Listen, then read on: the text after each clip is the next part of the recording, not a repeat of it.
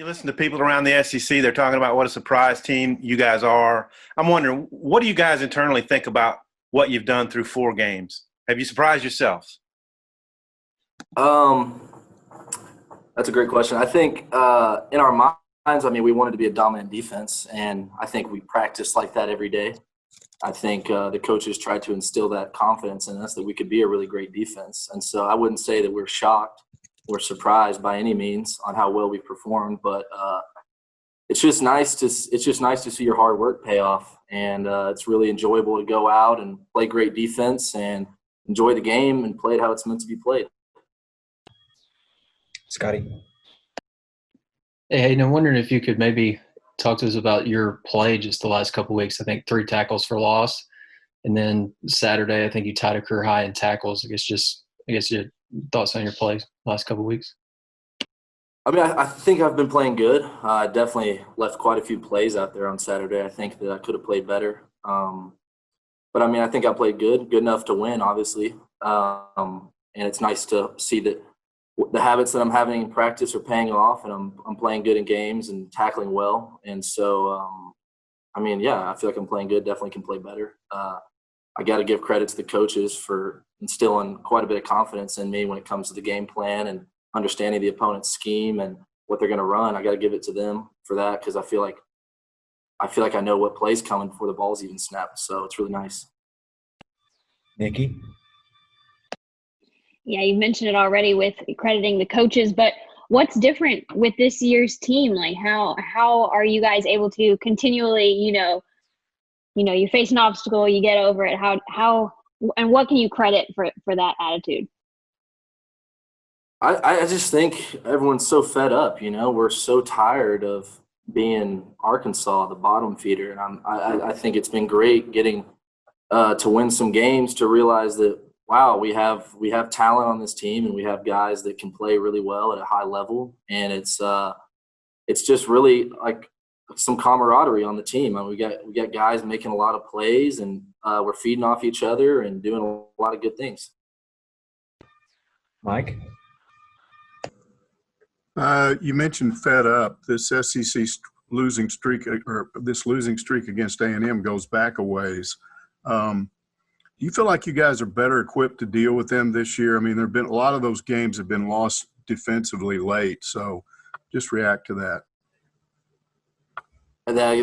They're a well-coached team, playmakers at every position. So we just need to – we need to do our jobs. All 11 people have a job, and we get that done, and we can play with anybody. We just got to play our game and play the best of our ability.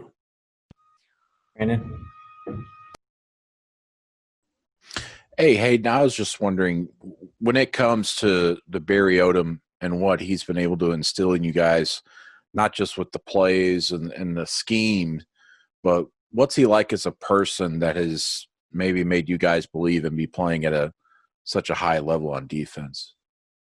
Well, he's just really easy to talk to, and you can credit that to him being a former head coach. He just knows how to relate to his players, and he's a very approachable person. You can go up and cut up with him before practice, have a couple laughs with him. He'll tell a few stories.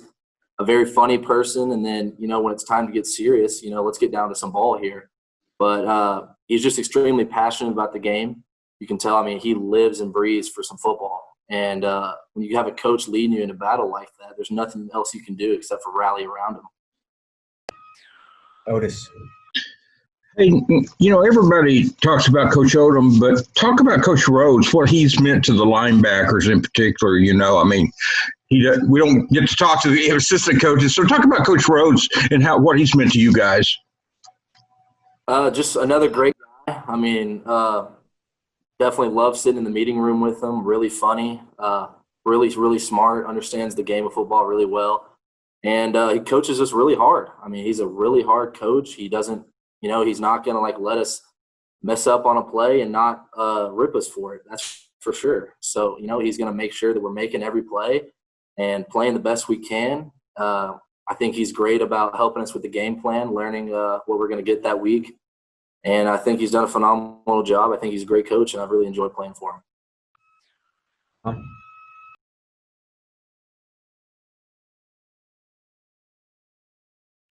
I got a couple things. One, Grant Morgan said after the game that you guys want to be the team that kind of sets the template for how teams defend people. And then we saw that with the Mississippi State defense you guys played and how teams have adopted that.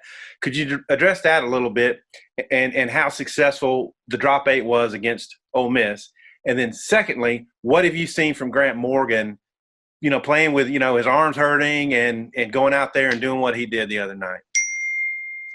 Your first question, I would just say that there's nothing wrong with, tailoring your defense in the best way possible to be successful. And that's what Coach Odom has done. I mean, every week we've done a little something different based on what we're getting. And, it's his ideology that we're going to try and stop the run and then we're going to defend the pass. And we stop the run, it forces them to be one-dimensional. And so we've harped on stopping the run quite a bit. But as far as dropping 8 goes, I mean, we have some dominant defensive linemen that can really rush hard, and just 3 of them. And so we have the ability to drop 8, which causes a lot of problems for a quarterback in the back end. It's really hard to see the open air. Where's the open receivers? Where's the open grass at?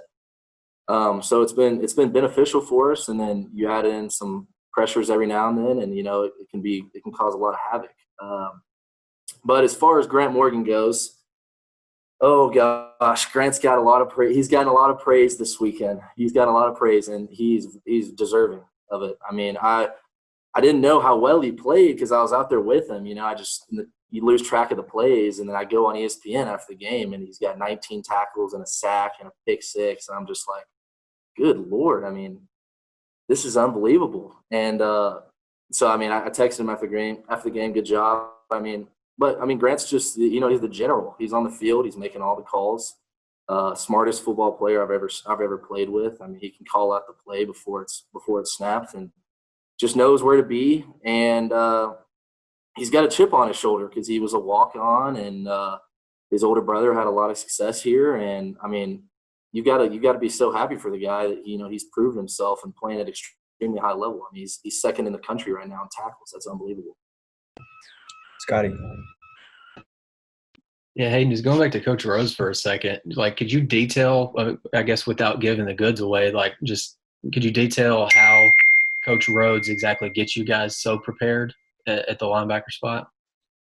Well, I mean, it's the whole defensive staff, I mean, they come up with the game plan, and then Coach Rhodes is the one that relays it to us. So, they're in the staff room meeting about what kind of defense we want to run to stop what they're doing. And Coach Rhodes is just he's a great teacher. I mean, that's what you are. And you're a coach, you're a teacher, you're a professor. And, we're in the classroom with him, we're his students, and he's teaching us the best way he can. I mean, like I said, he's tough on us. And, I mean, I love that. I don't want a coach that's going to go out to practice and baby me every day. I mean, he pushes us like no other. And he's made me quite a bit of a better football player. So I got to give it to him.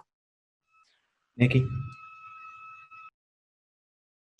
You guys get to take things a little bit easier this week, I think, from what I understood from what Pittman said. But how much has he emphasized not, relaxing your standards, like when you go out and stuff like that? Because if you were to, contract trace today, you could potentially be out 2 weeks from now and miss that game. Yeah, I mean, it's dangerous. COVID's very real. Coach Pittman says that all the time. And, it's important to be safe and cautious, but at the same time, we're college students, we're young adults, we have lives outside of football that we'd like to enjoy as well. So, I mean, you're not going to find me in my apartment all day. I'm just going to be honest. I'm going to go out and get dinner somewhere and go hang out. But, I mean, it is important to be safe and smart about the virus, and I think a lot of people are, but at the same time, it's important to kind of, have a social life still. Mike. It's so different for you guys this year. Most of you are used to being ripped apart on the internet and being ignored nationally and on the SEC network. And now all that's just totally turned around. They're always talking about you on ESPN, talking about you on the SEC network. How do you avoid that Nick Saban rat poison effect? I just think we've seen so much of it for the past however many years that it's the good stuff hasn't really outweighed the bad stuff yet. I think a lot of us are still kind of under the impression that, we haven't really done enough to prove ourselves yet. We still have quite a bit of a chip on our shoulder. I mean, we had 2 or 3 years of terrible football, and now that things are clicking a little bit and we're playing some better ball.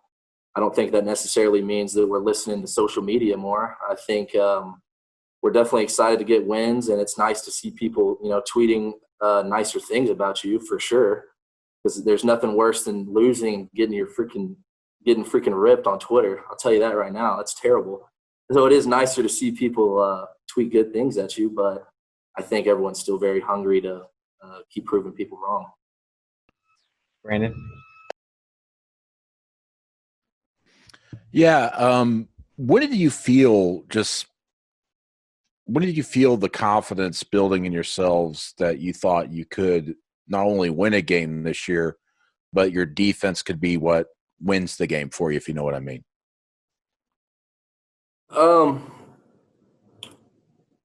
I think it's just we're realizing that we can all 11 play really well together. And we do. We have a very cohesive defense. Our secondary is extremely sound. Our front 7 are playing great. And so we just know that, everyone's going to do their job. And when everyone does their job, we know we're going to make big plays. We're going to have TFLs. We're going to have sacks, interceptions. We're going to turn the ball over, things like that. And so, when the offense turns the ball over, we punt the ball, and you walk on the field with a defense that's got that kind of swagger, it feels good. It's nice. I know that all the other 10 guys are going to do their job, and it allows me to do my job and make plays.